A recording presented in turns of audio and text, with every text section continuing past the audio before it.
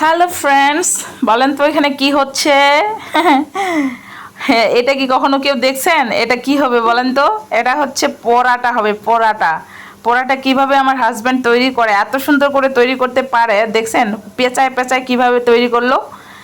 পেঁচানোর পরে তারপর দেখেন এই যে পরাটা এত সুন্দর করে মানে পেঁচাইছে যাতে পরাটাটা সুন্দর ফুলে উঠে এবং কি ভালো হয়। এই যে পেঁচায় পেঁচায় দেখতেই পাচ্ছেন। এরপরে এই যে তেল মাখাবে দেখেন, এখানে পরে ওই যে সয়াবিন তেল আবার মেখে মেখে রাখবে, তাহলে পরাটাটা অনেক ফুলবে ফুলবে এবং বেলতে অনেক সুবিধা হবে এবং ভালো হবে। তো ওইভাবে তেল মাখিয়ে রাখলো, মাখানোর পরে এই যে বেলতেছে। বেলন আছে অবশ্য, কিন্তু ওইখানে বেলতেছে না, এখানে বেশি ভালো হচ্ছে কাঁসার থালাটাতে।